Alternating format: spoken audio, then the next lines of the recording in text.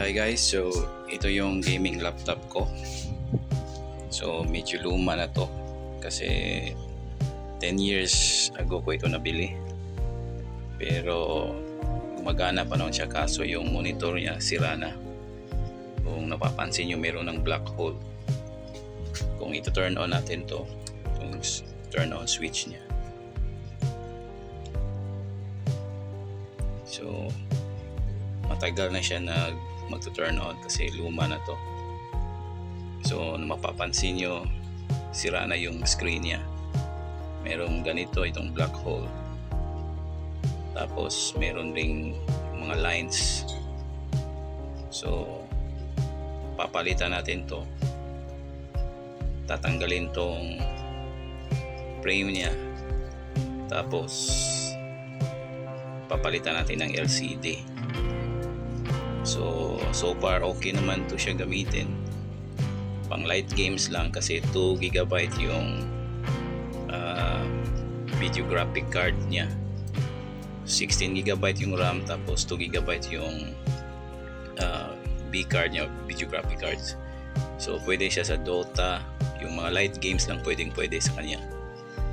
So tatanggalin ko to, i-update ko lang kayo once mabaklas ko na to. Tapos bibili ako ng replacement yan sa online, sa Shopee or sa TikTok Shop. So stay tuned for more updates. So ito yung screws niya. Yan. Tapos sa kabila rin, tanggalin nyo lang itong maliit na takip niya. So tinanggal ko na yung screw niya. Ito yung screw niya. Pagkatapos may konting nakita nyo yan dyan, gamitan nyo ng ganito, ganyan yun. Tapos yan, bubukas na yan.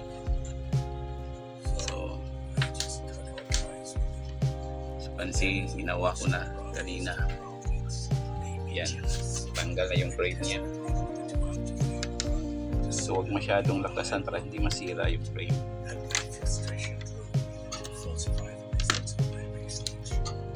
Yung konting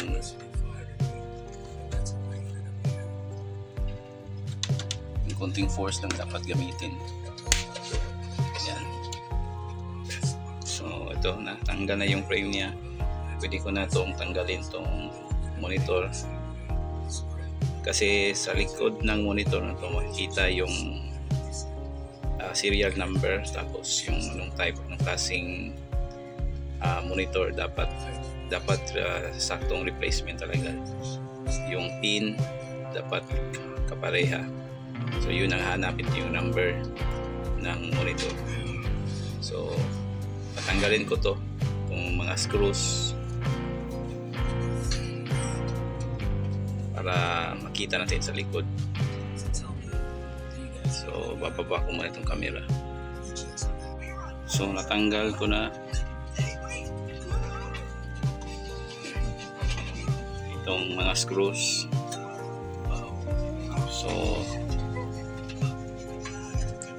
So kung bibili ng replacement, kailangan ibigay natin tong serial number yung nasa likuran. Yan. Tapos itong pin rin dapat yan yung pin na pinagsasabi ko. So dapat yung pin kapareha ng ganito. So yan yung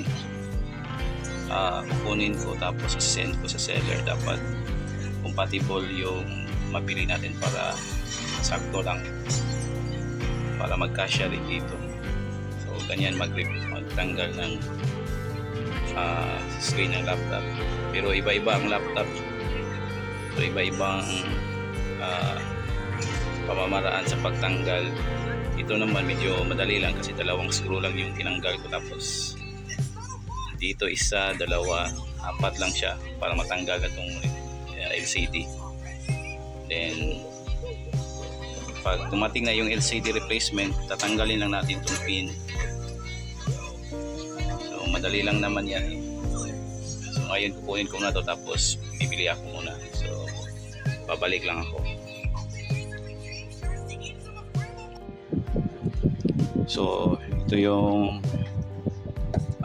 dumating na rin guys, itong replacement ng LCD replacement na pinili ko online para sa itong lumang gaming laptop ko.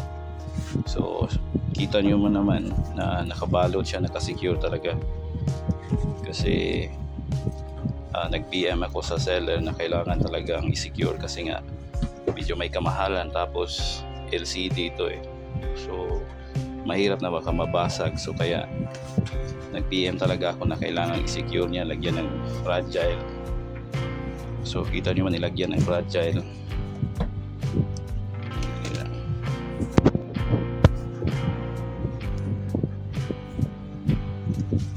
So buksan natin.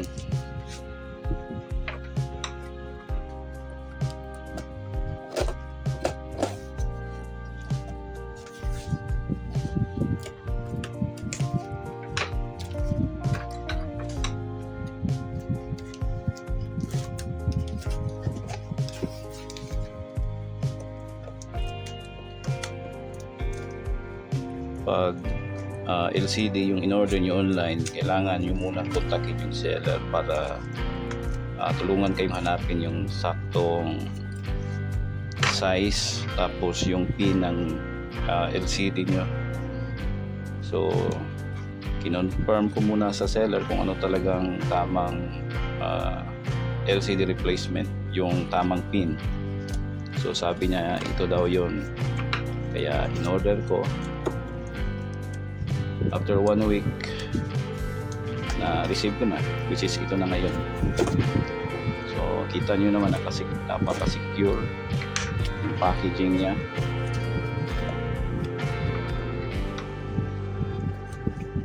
Kasi kailangan i-secure talaga, otherwise mababasag yung LCD, which is napakamahal pa naman. So 3,000 plus, hindi, 2,000 plus pala kung tama yung pag-alala ko. Bakit tigas ito? Siguro tanggalin muna natin lahat ng tape. Ito pala ito.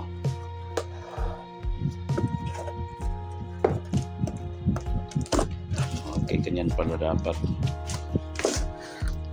So nakabalot siya ng karton, tapos nilagyan din ng bubble wrap sa loob.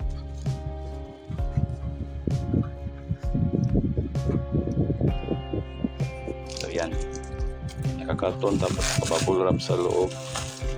Ilang layer ng bubble wrap ang nilagay para hindi mabasag. Kita niyo naman, pinalibutan talaga ng bubble wrap.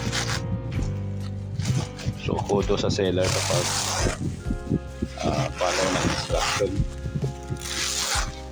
kasi secure talaga yung packaging.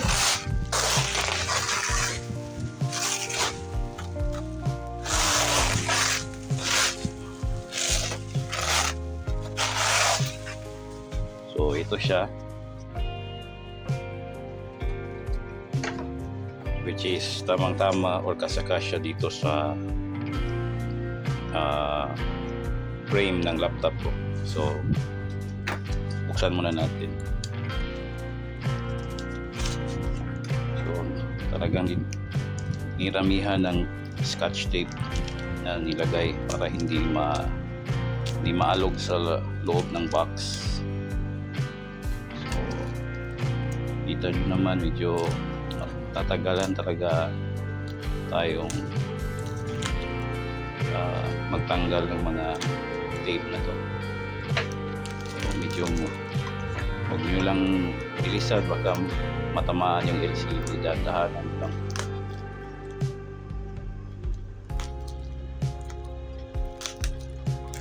So yan, ito na. Ilagay at ilagay pa siya sa isang pouch. So good job talaga. So double check natin na talagang tamang-tama yung pin. So ito yung pin na sinasabi ko dito. Yan, kung nakita nyo yan sa video. Yan yung pin, dapat mag-match yan. Tapos yung serial number. So sa likod ng LCD may nakadikit na serial number tapos yung pin. Kung bibili kayo, make sure na ibigay nyo yung serial number tapos yung pin. I-screenshot nyo or picturean nyo yung ito, yung pin at serial number, tapos ibigay nyo sa seller para tulungan kayong maghanap ng tamang size o replacement ng LCD replacement. Okay naman dito sa baba, okay rin. Itong isa lang parang okay, gaganyanin lang natin kasi. So dito yan natin nilalagay. So bababa ko muna itong camera kasi medyo mahirap maglagay ng habang nakakabit sa katawan ko. So pause ko muna. So tatanggalin ko ng frame. So ito yung laptop frame, tatanggalin na natin. So hindi ko kinabit yung mga screws para madaling tanggalin. Kaya nga naka ganyan na siya para madali kong matanggal kasi kailangan siyang i-replace ng bago. So 4 na screw lang to. Ito, maliliit na screw. So ito na yung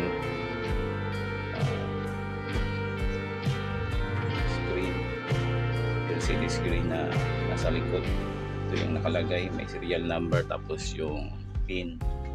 So yan yung dapat yung ipresenta sa seller para hanapan kayo ng tamang size at kailangan talagang compatible para magkasya dito sa laptop ninyo. Tanggalin nyo, dahan-dahan yung tanggalin tong tape na nakalagay. Ito yung mahawak para hindi gumagalaw yung itong wire na to. So para secure.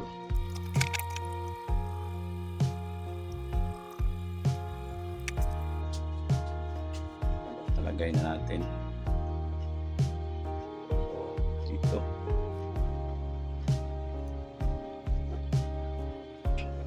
So wag na wag yung hahawakan sa baba.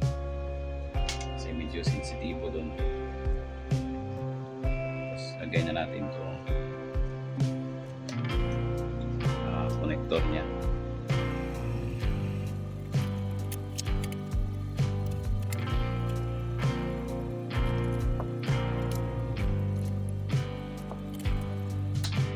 Lalagyan ko ng pandikit kasi hindi na siya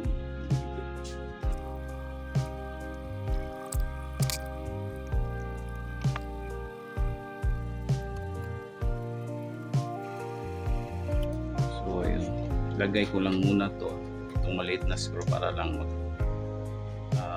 tatayo siya, tapos i-test agad natin kung working na ba siya. Dapat wala kasi ako masyadong space, dapat sana ilalapag sa mesa sa flat or any flat surface para makadali yung trabaho. Kaso walang space, kita nyo naman. Mahirap maglagay, mahirap tanggalin siya kung maliit lang yung espasyo. So hindi ko muna ihigpitan ng todo kasi kailangan ko pang i-test ito rin sa kabila para pantay.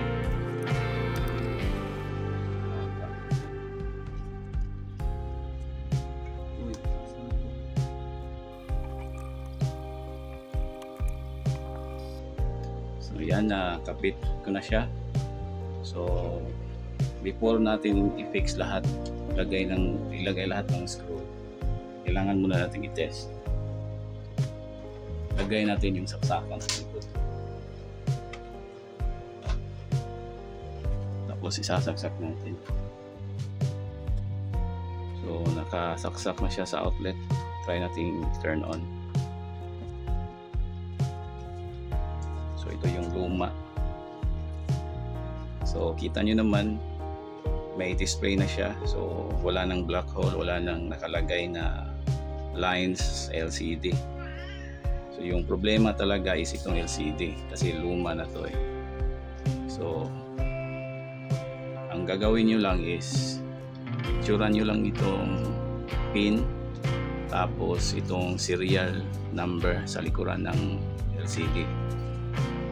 Kung natitipid kayo, mas makakatipid kayo pag kayo ang magtanggal ng LCD. Tapos pili kayo online, patulong kayo sa seller na hanapan kayo ng tamang replacement. I-presenta nyo itong serial code at tapos yung pin, at si seller na bahala mag-rekomenda ng tamang size. So kita nyo naman, working na siya, wala nang linya, wala nang black hole. So ganyan lang.